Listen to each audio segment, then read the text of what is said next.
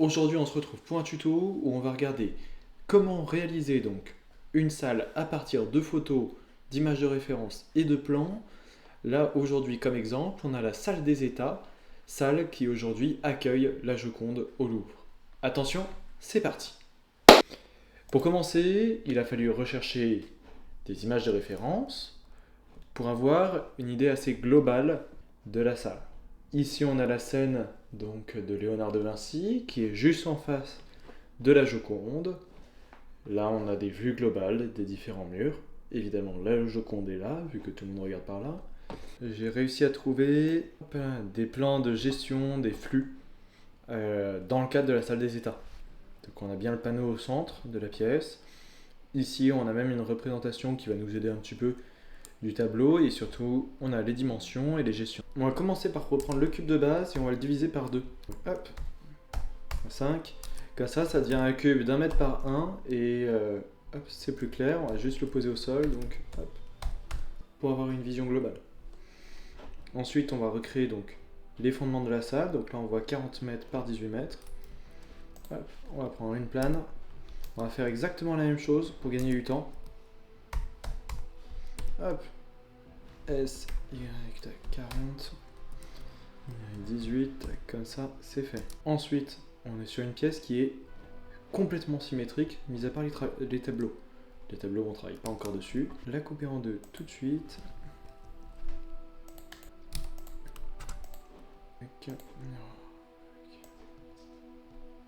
Voilà, comme ça, on va gagner énormément de temps. Hop, et elle fait donc 12 mètres de haut. Tac, ça, c'est bon. Ça là on a l'intérieur de la pièce, on va être tranquille et on enlève juste ce mur-ci. On va déjà commencer par créer les plinthes. Tout le contour, il y a des plinthes qui font à peu près 30 cm de haut. Donc on va tout de suite les faire, comme ça on va être tranquille. Et d'ailleurs quand on regarde bien, elles sont à la même hauteur que le cadre, donc c'est une information. Cette largeur là et cette hauteur là va être à peu près de 30 cm. Sur à peu près 30 cm.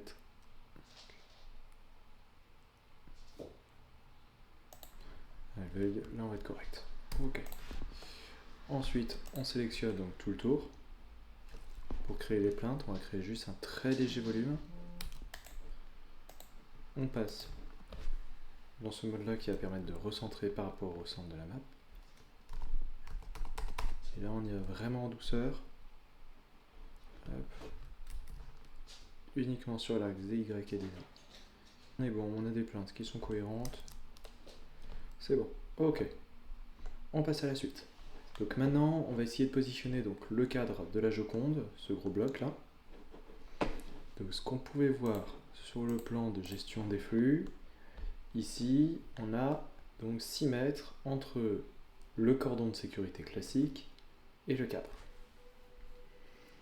Donc ce qui est une information qui va nous permettre de pouvoir à peu près estimer les différentes distances. Là on doit avoir du coup une dizaine de mètres à peu près, et ici on doit avoir entre 2 et 4 mètres. Donc on va regarder. Donc on va reprendre un cube. Hop.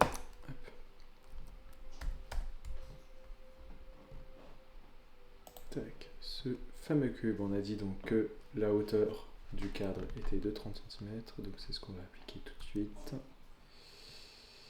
20, hop, 30 cm.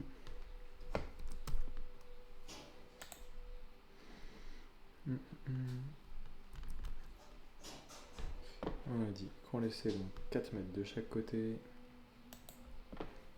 Et on va tout de suite créer le cadre pour gagner du temps.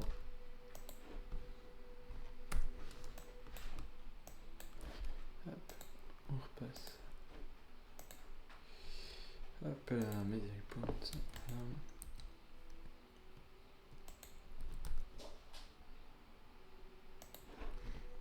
Ici on a dit pareil aussi, à peu près 30 cm.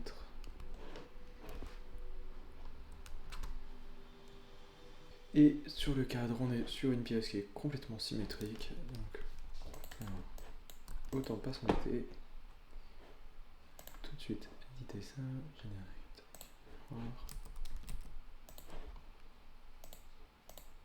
Voilà. On est bon. Comme ça va nous permettre de gagner beaucoup de temps.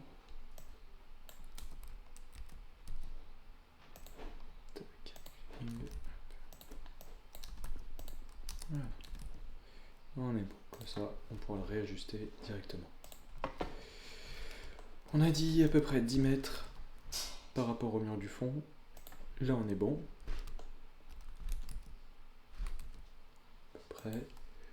Au niveau de la largeur là je suis pas tellement sûr. On verra après. Ok. Là au moins il est positionné. On va juste tout de suite créer une caméra pour avoir notre angle de vue. L'objectif derrière, c'est de retrouver à peu près cette vue là. On dézoome la caméra à fond. Tac. La caméra, j'ai pour habitude en 3D de les mettre en haut moyenne à 1,20 m. Ce qui va être la hauteur d'un trépied classique. Et chez moi, mes caméras filment en 35 mm.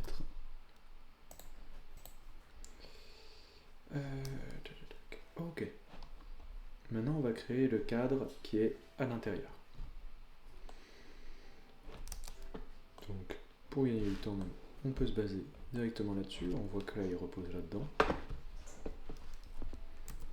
créer juste un peu plus large, ça pourrait être peut-être plus cohérent. Voilà.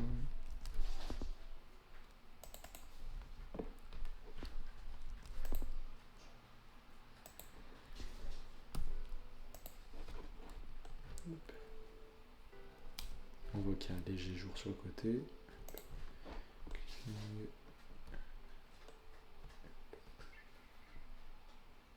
Je vais pas bien définir s'il y a un jour ou non en haut. On va dire que non, que ça on est tranquille. Maintenant, on va juste appliquer le mode miroir. Que ça on affectera plus en symétrique.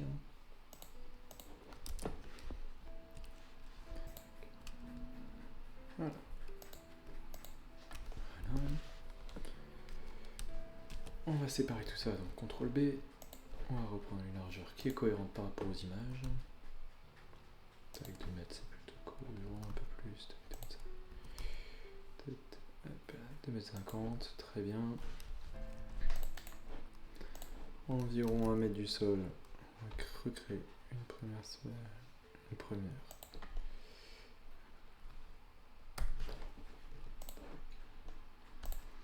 Hop là. Et ensuite, on a vu qu'il y a un renfoncement sur toute cette partie.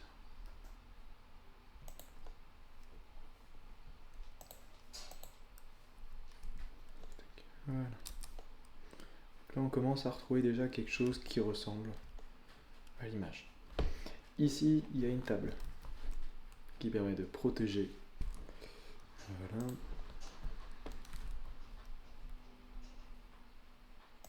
Voilà.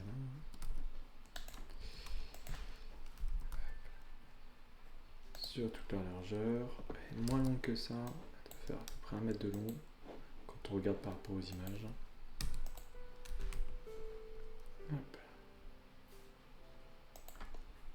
1 mètre de long, ça semble cohérent. On la remonte juste à la bonne hauteur.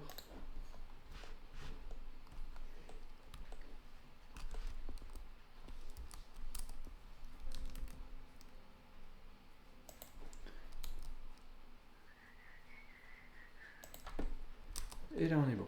Ok. Donc, pour résumer, ici on a la pièce, ici on a le cadre de protection de la Joconde, ici la table. Tac, ça c'est le cube au tout début pour avoir les proportions, c'est bon, on n'en a plus besoin. Maintenant on va créer la grosse plaque de plexiglas qui est autour de la Joconde, donc ces glaces là, qui montent relativement haut, tac, et qui permet de la protéger de tout style de projection, quel qu'il soit. Donc on va partir de la table pour pas s'embêter.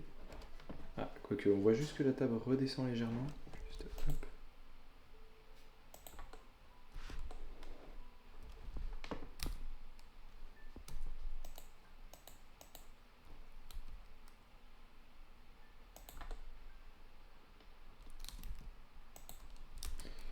Voilà. Ça c'est plus cohérent par rapport à l'image. Maintenant, le cadre en plexi, on va partir directement de la table pour pas s'embêter. De tête, il est à fleur, on va même pouvoir repartir de cet élément-ci. La technique, on va juste le doubler, ensuite P, select, ça va nous permettre de créer un nouvel objet. On va partir de ça. Et là, dans notre cas, ça va être un simple bloc qui va remonter suffisamment haut. Chose assez amusante au niveau des proportions. Ça ressemble. Ouais, c'est. Hop là, c'est un rectangle qui respecte le nombre d'or. Donc. Là, l'œil, hop, c'est cohérent. Ok. Donc. On a donc le cadre de plexiglas, la table, le cadre blindé autour, on a les murs, les plinthes, le sol. Il nous reste à faire, au niveau vraiment de la salle, avant l'habillage, il nous reste à faire donc le plafond un peu spécifique, et ensuite entrée et sortie. Ok.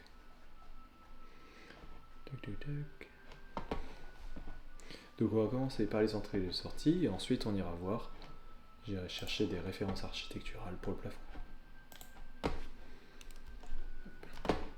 Hop, on revient sur cette image-ci, on voit qu'on a une référence au niveau du cadre là. C'est que c'est exactement à la limite du mur. C'est vraiment à la sortie pile, il n'y a pas de renfoncement. Okay. Là ça a l'air d'être cohérent. Ici on aura donc le tableau de la scène, et ensuite on revient tout au bout.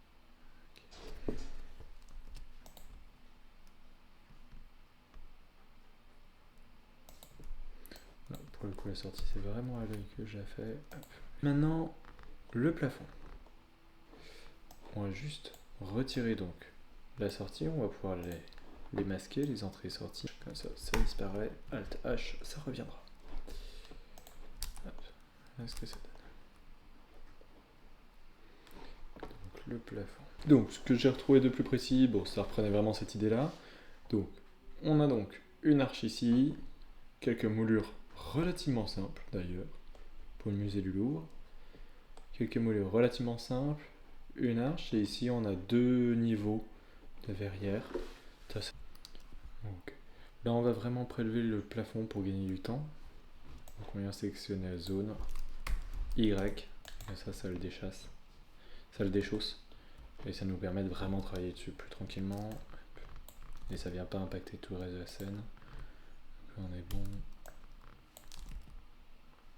Au niveau de la hauteur à peu près.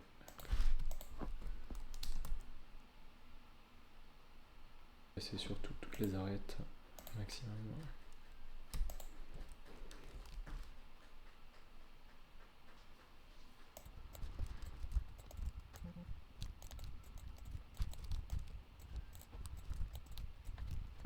Là on a une arcade magnifique. On va corriger là. L'intérêt de la faire à la main comme ça directement, c'est que ce sera peut-être moins magnifique à la fin, mais ça va plus pousser au réalisme d'avoir 2-3 défauts, donc c'est pas plus mal. Hop là. Là, on est correct. Ok, maintenant on voit juste, dernière étape, les moulures au niveau du plafond, et comme ça on en aura fini avec le plafond. Hop. Ah oui, je me suis un peu précipité en faisant tout de suite l'arcade, donc on va juste remonter ces parties-ci. Jusqu'à là, hop, et on va la redescendre. C'est ce qui nous permettra d'avoir une base pour faire vraiment les moulures, comme ça on s'embête pas. CTRL R, hop. S, Shift, Z. On voit que c'est des moulures relativement simples qui reviennent vers l'intérieur. Ça ne devrait pas être incohérente par rapport à l'image.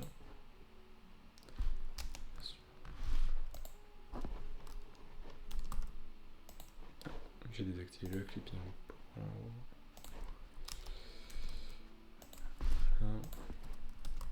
Voilà. Juste de la couleur pour commencer, et ensuite de la matière progressivement pour apporter donc l'ensemble des matériaux. Étape 1, on fait rapidement. C'est-à-dire que qu'on vient juste éditer une couleur rapide par différents types de matériaux, compte tenu de ce qu'on a comme information à l'image. Exemple tout bête, au niveau des couleurs, on voit que les plaintes sont de la même couleur que le cadre qui est de la même couleur que les moulures. Tac, tac, tac. Shifting. Alors, on a dit le sol. Alors, le plafond, on va le rester blanc. On n'y touche pas. Et on descend progressivement. Donc, les moulures. Je vais zoomer pour être tranquille.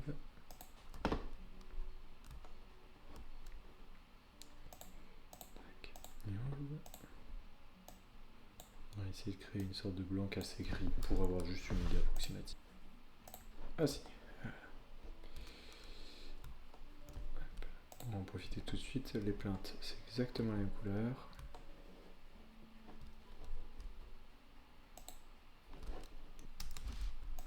Qui va être une sorte de bleu nuit. Très sombre et un petit peu délavé. Le sol, ça va être un par là. Là, on est plutôt pas trop mal. Ici, ça va être une couleur différente qui sera pas la même que celle des parquets. Et ici, on va aller chercher un peu de transparence vu que c'est du vert. Juste un matériau différent pour moi, pour me repérer. Hop là. Donc là, on a l'ensemble des pré-textures qui sont éditées. On va juste fermer le couloir pour les faire revenir à H.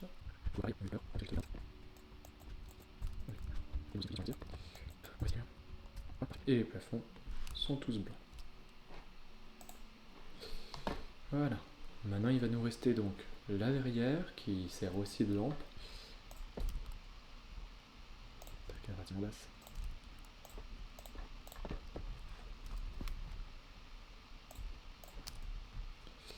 Ça, c'est vraiment la partie qui fait l'éclairage. Et ensuite, juste sur la lèvre derrière. Qui sert comme ça dans le plafond. Voilà.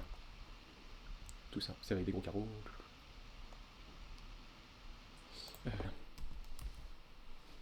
Maintenant, on va se repréoccuper donc des textures de la salle. Voilà.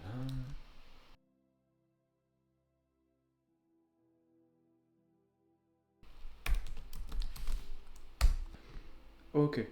Là, au niveau de la texture, c'est pas cohérent du tout, donc on va juste réarranger ça. Hop. U, unwrap. Et là, normalement, ça doit être un petit peu mieux. C'est juste au niveau des proportions que c'est pas terrible. On avait dit qu'on appliquerait la ligne de symétrie, vous voyez pourquoi. Là, ça crée une incohérence au milieu du sol. Donc, on va appliquer ça tout de suite. Et maintenant, on va recommencer. U, unwrap. Ça, c'est plus cohérent sur l'ensemble. Mais tac. Bon. C'est déjà encore un peu mieux.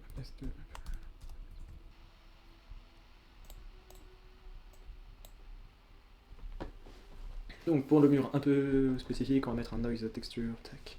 On va juste l'adapter comme ça va nous permettre d'avoir une idée de à quoi ça ressemble prévu. Ok. Tac, maintenant un colorant.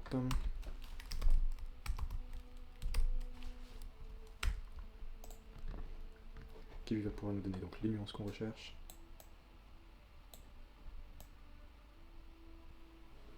Voilà.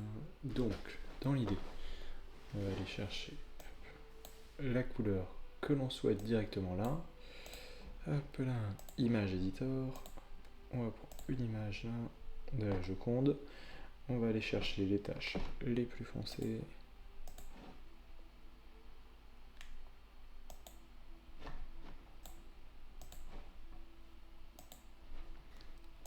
On est plutôt pas mal par rapport à ça. Je vais juste éclaircir un tout petit peu. Donc, ici, la texture, donc celle-ci. Pareil, on va faire toute la démarche. On va importer une image. Donc, ce qu'il va nous falloir maintenant, c'est la partie éclairage. Donc, ici. On va créer une sorte de quadrillage directement avec les textures briques. Normalement ça devrait faire l'affaire. Tac.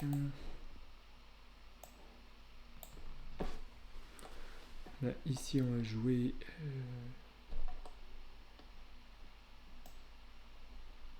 voilà, on va jouer ici avec les paramètres pour bien tout aligner. Ensuite la taille du tout. Ça, on a des gros carreaux sur l'image. Quand on vient chercher, hop là. Quand on vient chercher ici, le damier est plutôt épais. Okay.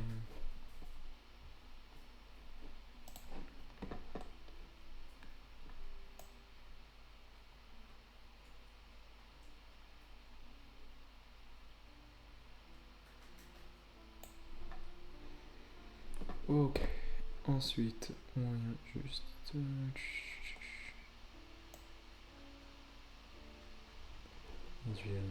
le paramètre mortier size, tac. Voilà. Et on va pareil mettre les valeurs d'émission.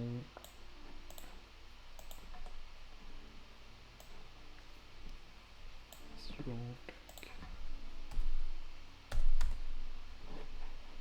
Et ça qui est censé éclairer. Et maintenant, pour avoir une meilleure idée, on va se mettre tout de suite en cycle. On va baisser le viewport à 10. Comme ça chargera moins. Là où on a le damier, on va l'augmenter un petit peu en intensité. Parfait. On n'a pas de carreau gris. C'est juste qu'on a des différentes nuances de bleu.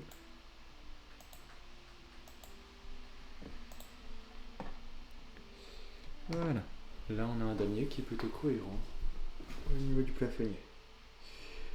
Maintenant, étant donné que c'est ça ce qui est censé tout éclairer, pour éviter d'avoir trop de calculs au niveau de la scène, ce qu'on va faire, c'est qu'on va légèrement tricher en mettant ce système là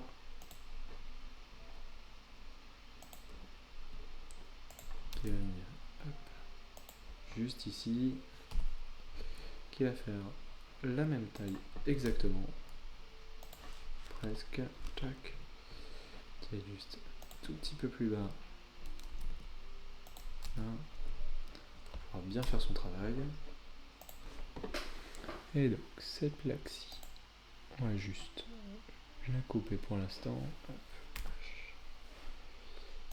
Hop. La lampe, c'est elle qui est censée nous éclairer à 100%. Donc non. Là c'est pas trop mal, j'aime bien, on a vraiment les couleurs qu'on recherche. Et maintenant Alt H. Là on est vraiment pas mal du tout. Au niveau de notre salle, on a le papier peint qui est cohérent, les jolis reflets au niveau du parquet. Là, pour la modélisation de la salle des états, on va commencer à être plutôt bon. Ce qui vient à nous rester, donc, c'est l'installation de l'ensemble des tableaux. Donc là, ça va être un travail de recherche qui va être beaucoup plus long.